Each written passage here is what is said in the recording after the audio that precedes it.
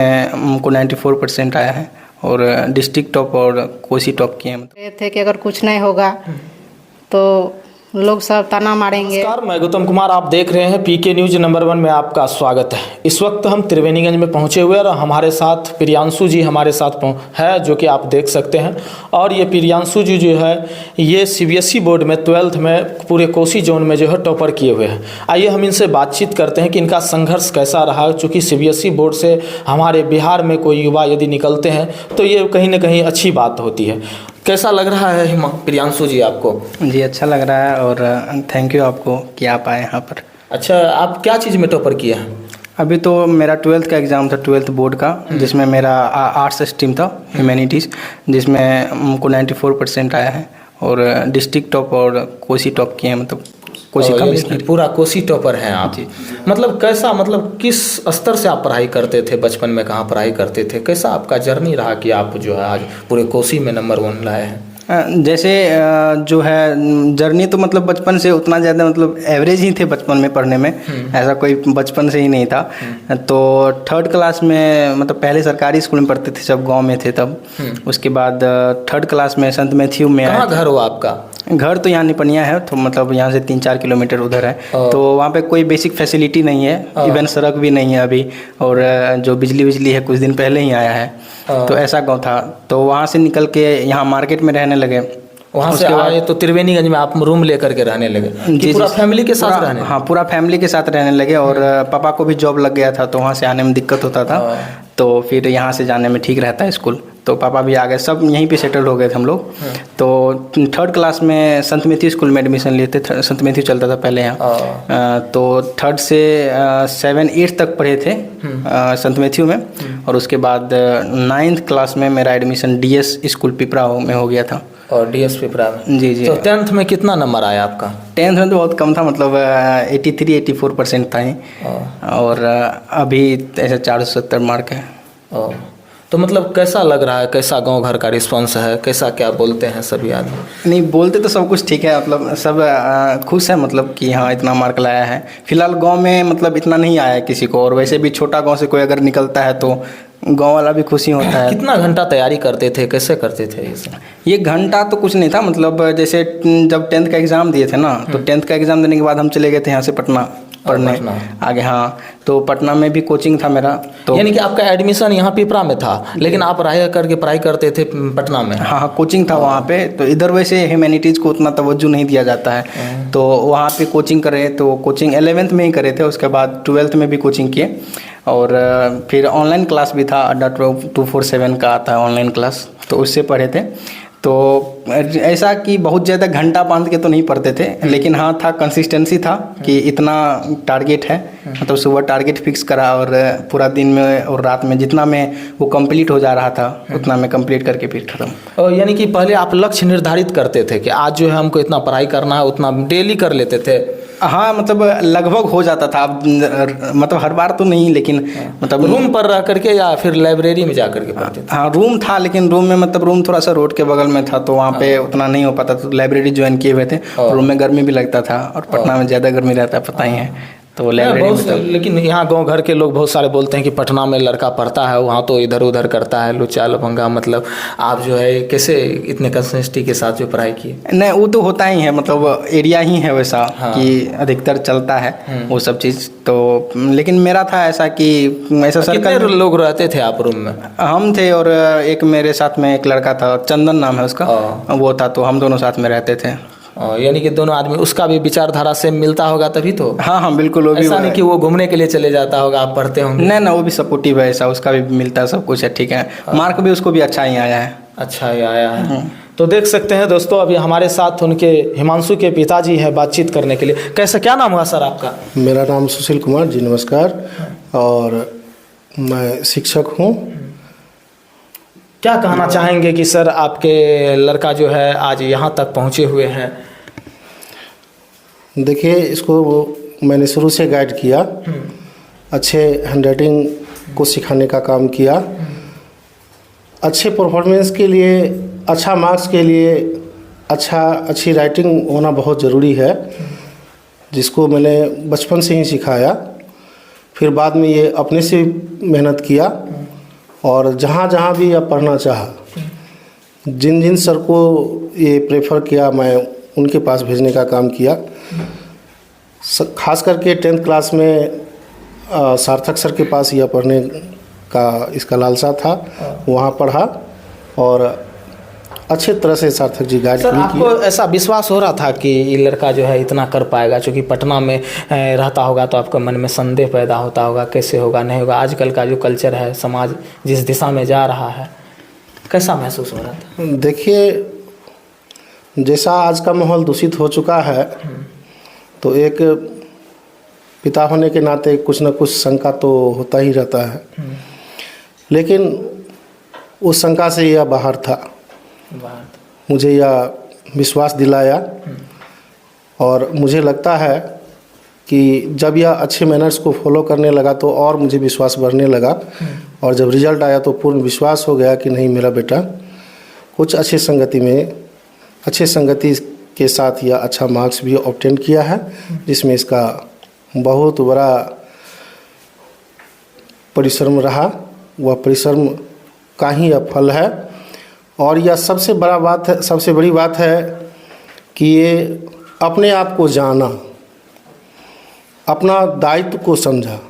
मैं बार बार कहता था इनको कि अपने दायित्व को समझो। तुम विद्यार्थी हो तो विद्यार्थी को क्या करना चाहिए तुम खुद समझो। इतने भावुक हो गए सर आप? जी, ऐसी बात नहीं है सर। एक्चुअली बच्चा की मेहनत पर मुझे गर्व है। ये खुशी का आंसू है क्या? जी, ऐसा तो है।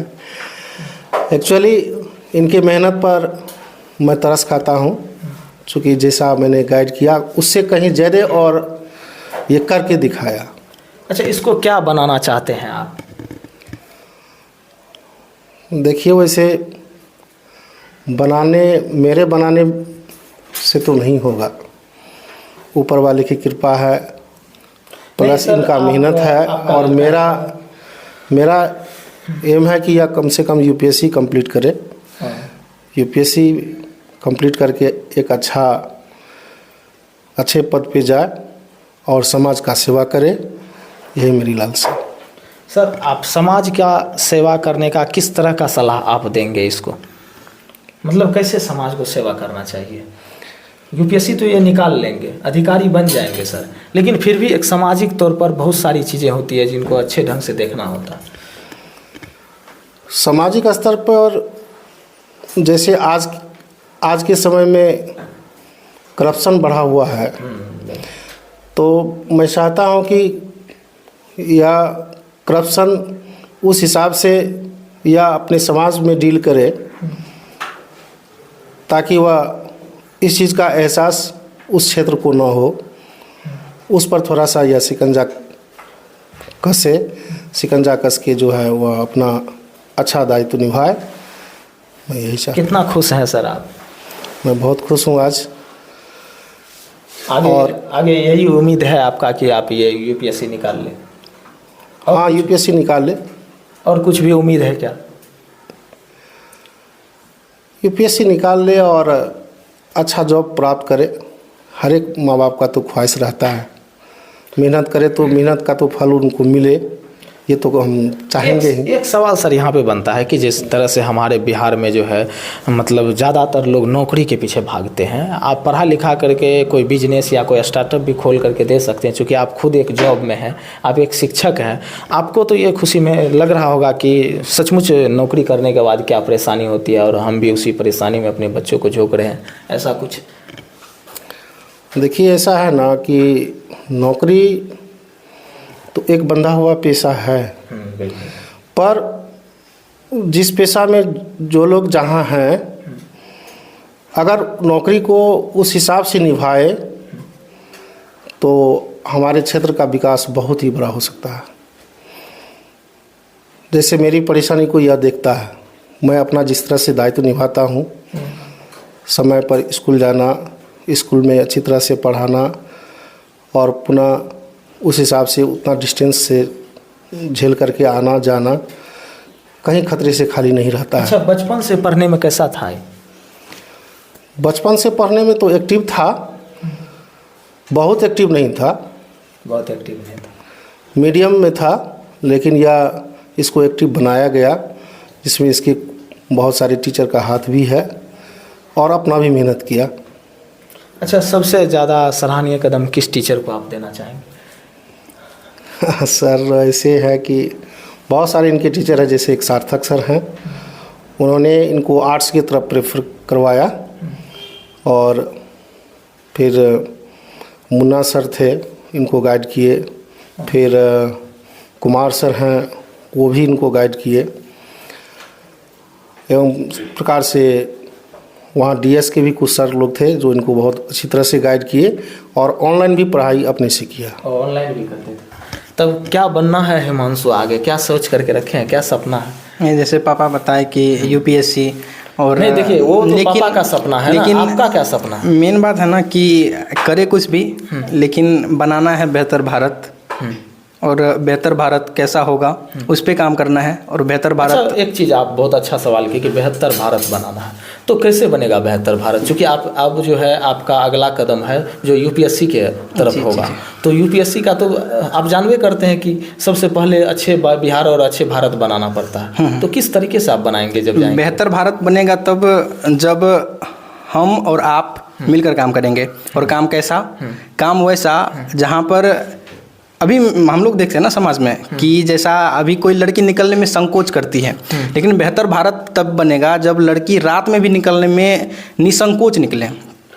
उसको उतना प्रेशर ना हो कि कोई क्या करेगा, कोई ये, वो होगा बेहतर भारत। जहाँ पर जाति, धर्म और गरीब और अमीर के हिसाब से किसी को नापा तोला ना जाए। किसी को मेडिकल फैसिलिटी इसीलिए मिल रहा हो कि वो अमीर है, और किसी को मेडिकल फैसिलिटी इसीलिए ना मिल रहा हो कि वो गरीब है, तो वो फिर बेहतर भारत नहीं है। बेहतर भारत बनाने के लिए सबसे मूल मंत्र क्या है? मूल मंत्र है कि एक इंग्लिश में एक टर्म होता है, इक्वलिटी नहीं, इक्विटी। इक्विटी क्या कहता है ना कि अपॉर्चुनिटी जो होता है ना वो सबको बराबर दिया जाए। जो आदमी जिस हिसाब का है उसको उसी तरीके का दर्जा समाज में मिले, तब वो अपने आप को बेहतर बना सकता है। और बेहतर बनाएगा, अगर एक इंसान बेहतर बनेगा, अगर इंडिविजुअल में बेहतर पन्ना आएगा, तभी वो इंडिविजुअल अपने देश को बदल सकता है। हर आदमी में चेंजमेंट लाएगा, मतलब खुद में चेंज लाएगा। आप बदलिएगा, हम बदलेंगे, हमारा समाज बदलेगा और तब भारत बदलेगा। बस। तो आजकल के यूथ के और आजकल के आपके जैसे जो युवा साथी मार्केट में घूम रहे हैं, इधर उधर कर रहे हैं, उनको आप क्या संदेश देना चाहते हैं? नहीं, अब संदेश वैसे भी मेरा कहा मानेगा नहीं, बट वैसा अगर इस जगह पे फिर भी अपना विचार तो आप रख जी सकते हैं। बिल्कुल, हाँ। तो वही है कि कुछ दिन बाद, अभी जो घूम रहा है, कुछ दिन बाद ऐसा होगा कि वो खुद को उस जगह पे नहीं देखता होगा जहाँ पे वो कभी सोचा, मतलब बहुत अलग जगह पे वो चला जाएगा जहाँ पे खाने का लाला पड़ेगा उस सबको। ऐसा होता है, मतलब बहुत किसी को देखे हैं। कुछ दिन पहले इधर भी बहुत कोई था कि वो बहुत खुद सारे को, युवाओं का रहता है कि जिस फील्ड को आप चुने हैं इसमें बहुत मेहनत करना पड़ता है, बहुत संघर्ष करना पड़ता है। नहीं, मेहनत तो हर फील्ड में है भैया। आप बिजनेस कर रहे हो उसमें मेहनत है, ठीक। अगर आप सरकारी जॉब का तैयारी कर रहे हैं उसमें भी मेहनत है। खुद के लिए कुछ स्टार्टअप खोलने जा रहे हैं उसमें भी मेहनत है। मेहनत हर चीज़ में, लेकिन डिपेंड उस पर करता है कि आप किस तरीके से उस मेहनत को अपने अंदर लाते हैं और अपने अंदर चेंज करते हैं। और आप खुद को चेंज कर रहे हैं तो आप बदल सकते हैं खुद को भी और पूरा समाज को भी बदल सकते हैं। और अगर आप बदलते हैं खुद को और पूरा समाज को बदलते हैं तो ज़रूरी है कि हमारा पूरा देश भी बदलेगा और सब कुछ अच्छा होगा। और कभी खाने के लिए सोचना नहीं पड़ेगा, कभी किसी के आगे हाथ नहीं फैलाना पड़ेगा, जब तक आप अपने अंदर चेंजमेंट नहीं लाते हैं तब तक। बिल्कुल सही। तो देख सकते हैं अभी हमारे साथ बातचीत करने के लिए प्रियांशु के मम्मी हैं। क्या कुछ कहेंगे आंटी, जो आपके बेटा जो है इतना आगे तक गए हैं, और क्या उम्मीद करते हैं इनसे आप? अब हम बहुत उम्मीद करते हैं, हम बहुत खुश हैं। इससे पहले जब हम घर छोड़े थे तो हम सोच रहे थे कि अब घर छोड़ के जा रहे हैं, क्या होगा नहीं होगा। मार्केट जा रहे हैं बच्चा सबको पढ़ाने के लिए, बहुत सोच रहे थे। मतलब आप जिस वक्त अपने घर परिवार को छोड़ करके गांव से यदि मार्केट में आए होंगे तो उस वक्त बहुत तकलीफ हो रहा होगा, बहुत परेशानियों को झेलना पड़ता होगा, बहुत सारी कष्टों को। लेकिन आपके मन में एक उम्मीद था कि नहीं, मेरा बच्चा को जब अभी हम ये कष्ट काटेंगे तो मेरा बच्चा कहीं ना कहीं आगे बढ़ेगा। और आगे जो है आज बढ़ के बच्चा ने आपको कुछ दिखाया है। अब कैसा महसूस हो रहा है? अब हमको बहुत महसूस हो गया है कि अब मेरा बच्चा जो है आगे चल के कुछ न कुछ करेगा। यानी कि मेहनत मेरा सफल रहा। मेहनत मेरा सफल रहा। और नहीं तो इससे पहले हमको नहीं होता था विश्वास। सोच रहे थे कि अगर कुछ नहीं होगा तो लोग सब ताना मारेंगे कि घर छोड़ के गया, लेकिन कुछ नहीं किया, बच्चा बर्बाद हो गया, सब चीज़ बर्बाद हो अच्छा गया। आंटी जी, एक सवाल बहुत अच्छा किया आपकी। जिस वक्त आप घर छोड़ करके मार्केट में आए होंगे रहने, उस वक्त गांव घर का कैसा रिस्पॉन्स था? बहुत लोग बोलते होंगे। हाँ, बहुत कुछ बोलते थे, लेकिन हम उतना नहीं अथी करते थे, नहीं टेंशन लेते थे। खुशी खुशी हम आए, लेकिन अकेले में जब हम रहते थे तो सोचते थे अगर बच्चा मेरा अगर आगे नहीं बढ़ेगा तो लोग सब जो है बहुत कुछ बोलेगा। कहते हैं ना दोस्तों कि लहरों के डर से नौका पार नहीं कर सकता और कोशिश करने वालों की कभी हार नहीं होता। जी हाँ, उसी तरीके से जो है मेहनत और कोशिश आप अपना जारी रखिए, कभी न कभी जो है आपको सफलता निश्चित मिलेगा। आप सभी को वीडियो देखने के लिए बहुत बहुत धन्यवाद। और प्रियांशु जी के विषय में क्या सोचते हैं और उनके मम्मी और पिताजी के विषय में क्या सोचते हैं, ये भी कमेंट के जरिए ज़रूर बताइएगा। जय हिंद, जय भारत।